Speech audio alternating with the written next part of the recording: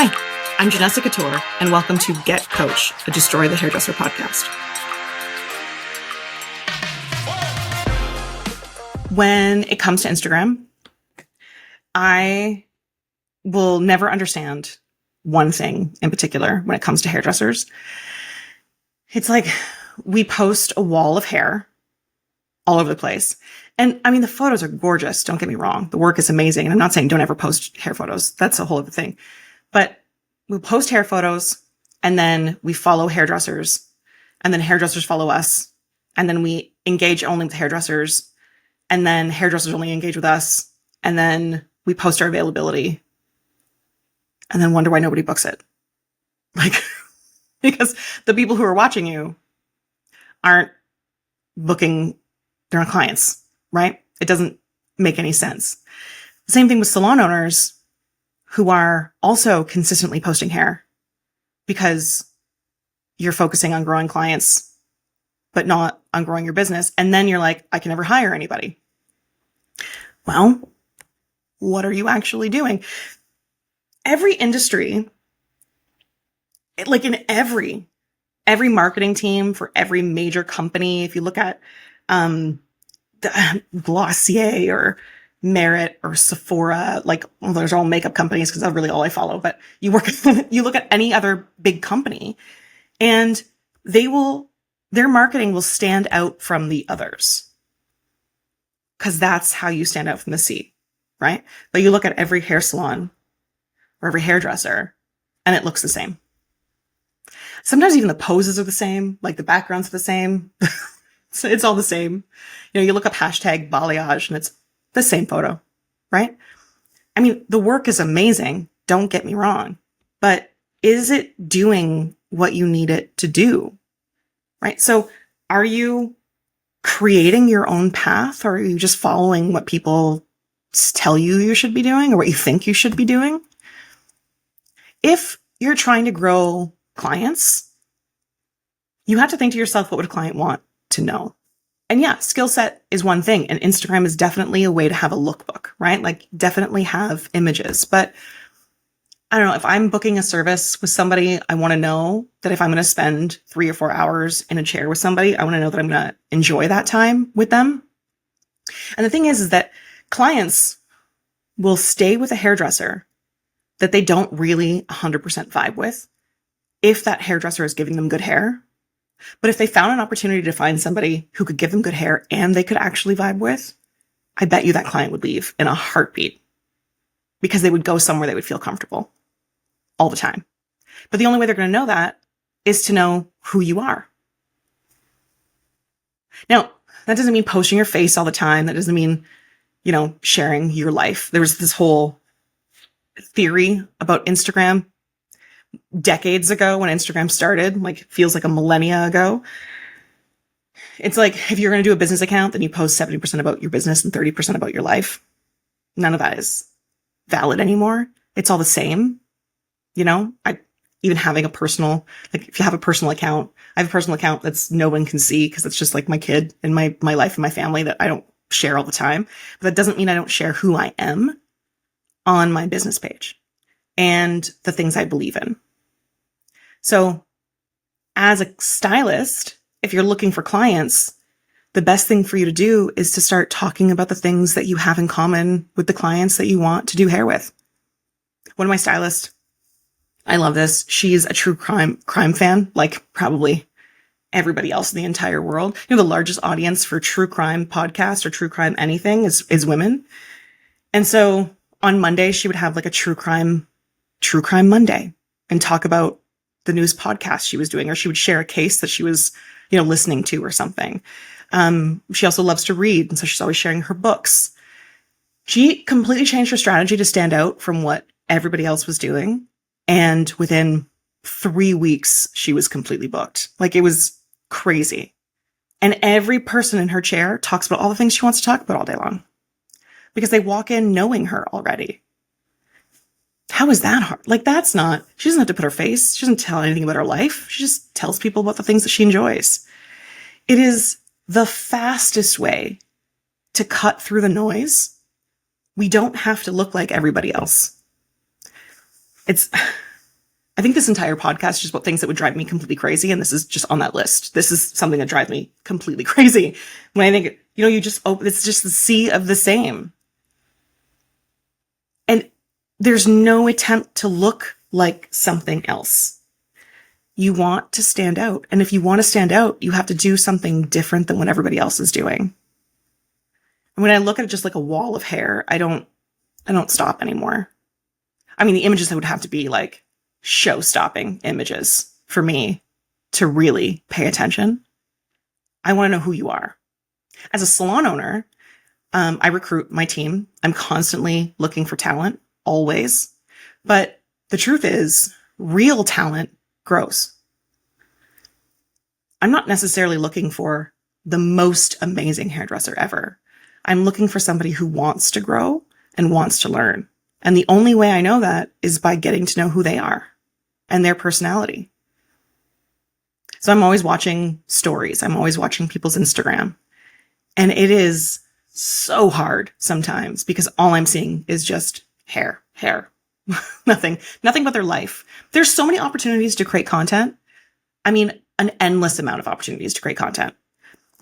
One of my favorite videos to watch on TikTok now are consultations. I love that people are recording their consultations. I love that. It's so different. I honestly think if you just like live streamed your entire day on TikTok, people would watch that like crazy. You'd probably make a bunch of money too. Like it's do something that's different than everybody else.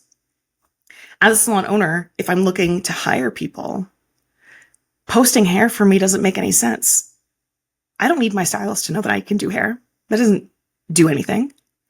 I need stylists I'm going to hire to know who I am as a salon owner, the things that I believe in.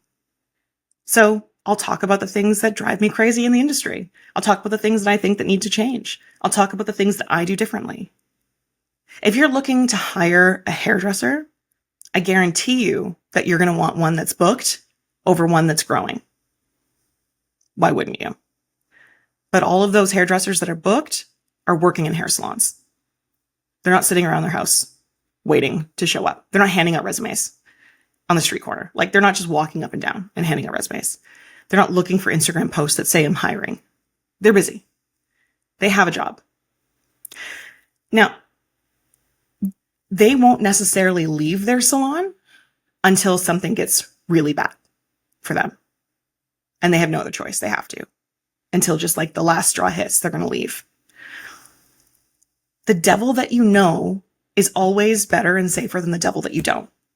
And hairdressers, we are so used to meeting salon owners that will tell us one thing and then end up being something else. They will promise us all of these things and then 3 months down the line find out that none of it was true. And we're just stuck in a worse situation or the same situation. Best case scenario, we're stuck in the same situation. You want to tell people who you are and then back that up with being that actual person. If you're on social media, if you're a salon owner, I can't even talk anymore. If you're a salon owner, showing up, like showing your face, talking about the things you believe in, have it be raw, have it be unedited, like just talk about the things that happen in your salon, the things that you're doing to make your salon different than other people's salon. What is your offer? What can you give stylists? Show it. And then just back it up. It's that easy.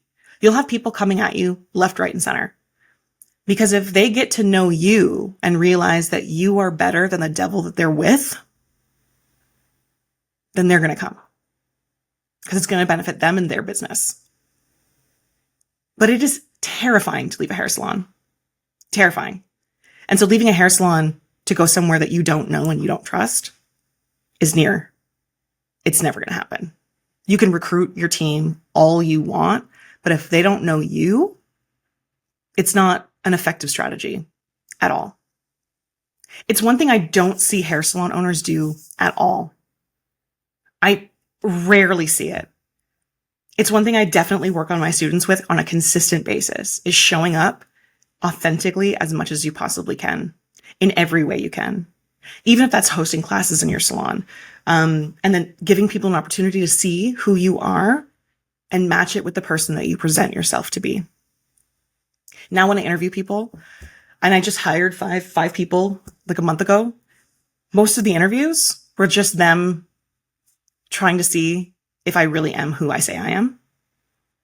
Because everything I offer them and everything I'm going to be, I've said it 100 times over, constantly. I've said it daily.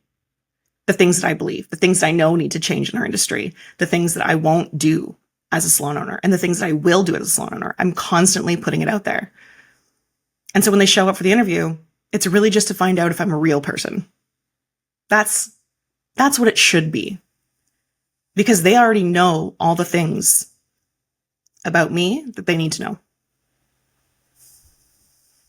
That's how you get clients. That's how you get hairdressers. And opening it up, like when I go through Instagram and I look at salons, it's constantly just this like, we're hiring post and then nothing for like a week. And you're like, well, so like, okay, good. You're hiring, whatever. Like, I don't care. It's not anything that's going to make me stop. Now, I don't post if I'm hiring. I'm consistently doing this. You need to always be telling people who you are. Now, especially.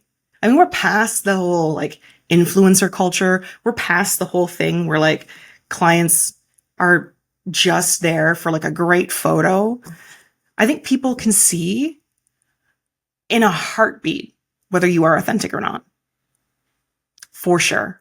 And definitely, especially in today's climate, I would rather gouge my eyes out than sit in a chair for hours with somebody who does not have the same belief set as I do. That's the truth. I would lose it. I would hate it. So don't be afraid to share the things that you believe in within our industry and outside of it. Because you're looking for clients who like the things that you like, will talk about the things that you want to talk about. And so posting just hair isn't going to do it. You have to pave your own way. You have to think to yourself, how would a marketing company do this?